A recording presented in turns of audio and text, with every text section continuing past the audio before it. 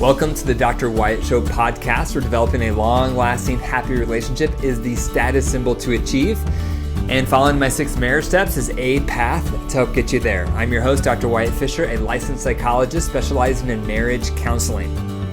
Remember, you can contact me on the Dr. Wyatt Show podcast Monday through Thursday from 4 p.m. to 6 p.m. Mountain Standard Time with your marriage questions. You can reach me at 720-307-7347. Free marriage advice.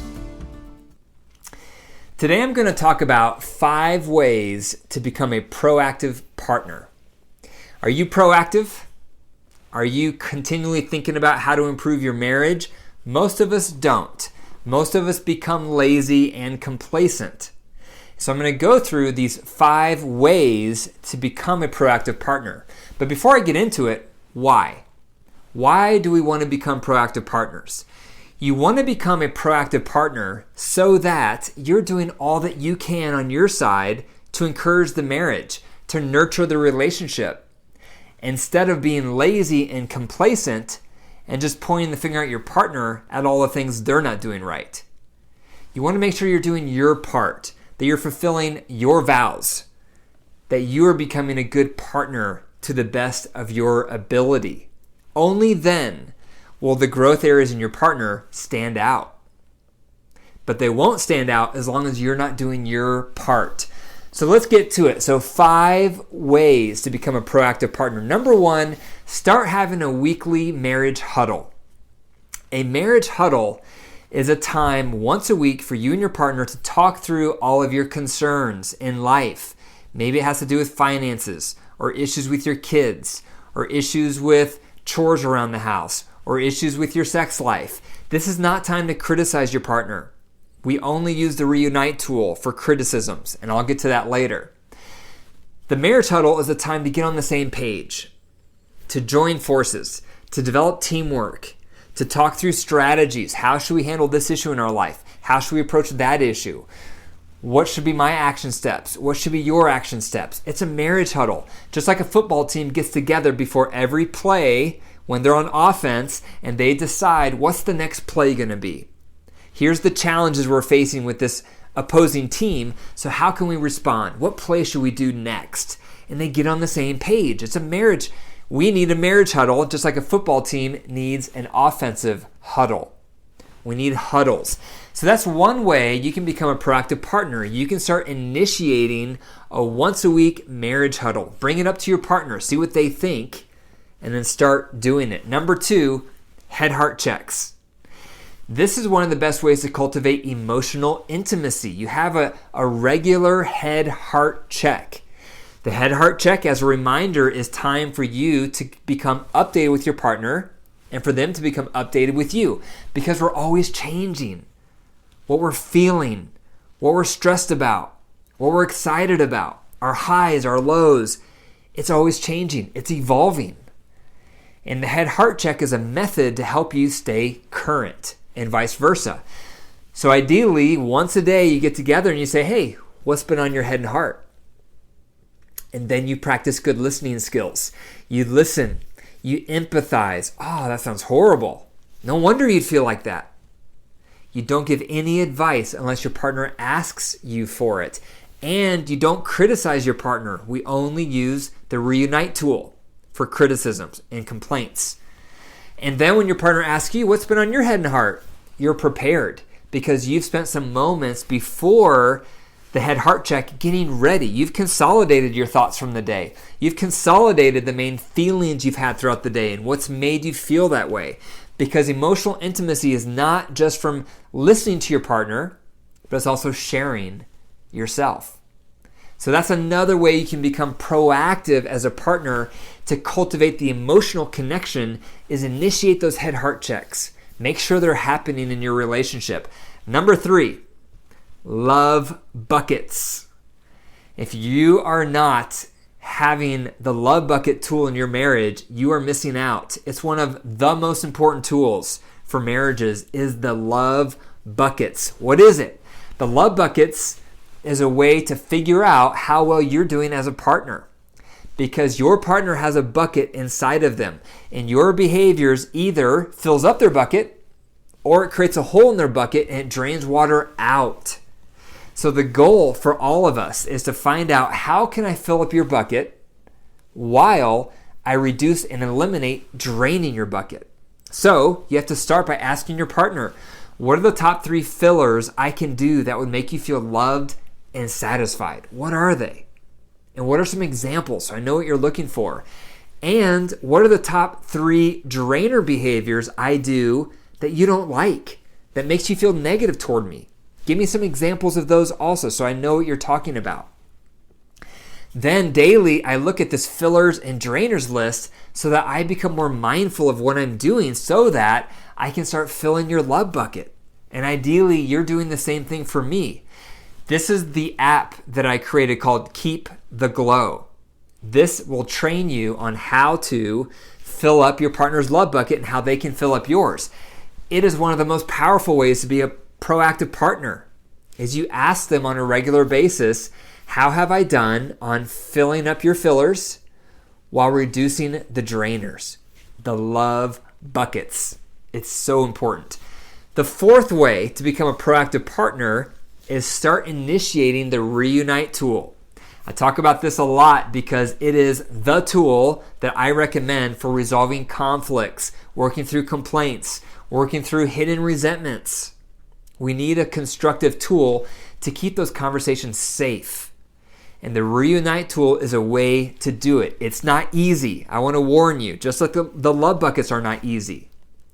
But once you master it, the Reunite tool, it's a game changer. It will change the way you think about problems, how you process problems, but it often takes practice to get good at it.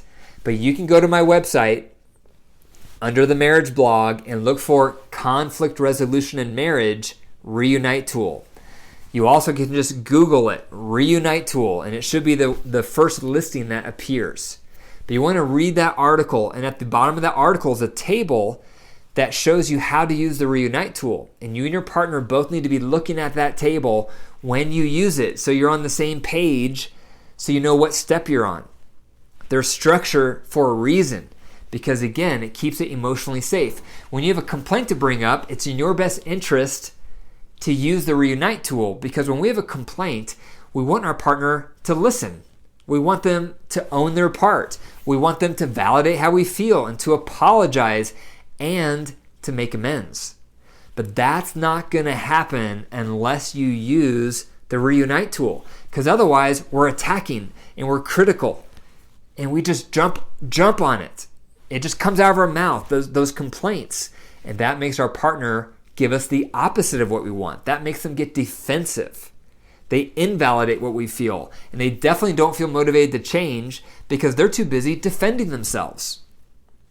So the Reunite tool, learning it, initiating using it, talking to your partner about the Reunite tool. Again, you can just Google Reunite tool. It should be the top listing that appears. Read that article with your partner. Talk to them about the tool and see if they're open to trying to use conflicts or approach conflicts or resentments with that tool. That's a great way to become proactive. The 5th way to become a proactive partner is to develop a partner cheat sheet. What this means is that you have a running list of how to improve as a partner.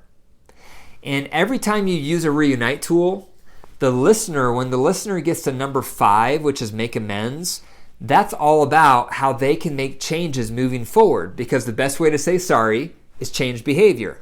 So when you use the Reunite tool and you're the listener and you get to step 5, making amends, those ideas that are generated in that step, you're going to add that to your partner cheat sheet, which is your cheat sheet. But you can also add other things to that cheat sheet, such as your partner's fillers and drainers. And you can, every time you have an insight about your partner, like, that's how they tick, write that on your partner cheat sheet. Anytime you have an aha moment or something you have realized about your partner with how they tick or what they need or what you do that ticks them off or sets them off or triggers them, you add that to your partner cheat sheet so that you have a running list of items you become mindful of. Every relationship is different.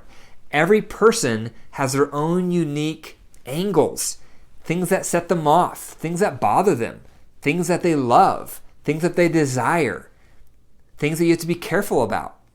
You need to capture all of that on a partner cheat sheet that you write down, and then you review that partner cheat sheet every day. You want to review this partner cheat sheet daily, because when you review it daily, even if it's for 30 seconds, all those items will go into your mind, and then they'll come back to you throughout the week as you're interacting with your partner. You'll become more mindful of what you're doing. You'll become more intentional with how you're interacting. Most of us just waltz into our relationship and we're very reckless. We don't think about our words. We don't think about, did I just do a filler? Did I just do 2 drainers? Or is this a soft spot and I have to be careful with how I say this with my partner? Or is this a complaint I'm about ready to make? How am I saying this? Am I using the reunite tool? Most of us are not mindful. We're reckless. We just waltz right in, and then we do a lot of damage because we're not thinking, how am I interacting? Am I becoming aware? Am I being emotionally intelligent with how I'm interacting with my partner? To become a successful partner means you become more emotionally intelligent in your relationship. And emotional intelligence is all about becoming mindful and aware of what we're doing, how we're interacting. What are we doing that's good? How can we get better? And a partner cheat sheet, again, is a way to capture all of that information. I have a partner cheat sheet. And one thing, for an example, on my partner cheat sheet is my wife is an introvert. I'm an extrovert. And so I've learned through the years that if I go up to her randomly and just start talking, that can be overwhelming to her because it can just feel like too much stimuli unless she's in a good space to want to talk and have that quality conversation. And so I've learned, and it's on my partner cheat sheet, don't go up to my wife and just start blabbing. Instead, go up to her and ask her a question about her. She likes that because that draws her out, makes her feel like I care, makes her feel like I want to see her, which is one of her needs, to be seen. That's on my partner cheat sheet. And if it wasn't on there, I would forget about it. And I would slip back to my natural tendency, which is to just be talkative. But that doesn't work for my wife. And so again, I've had to learn that. I've had to learn, don't just go up to her randomly and start talking, because that may not be a good time for her to listen.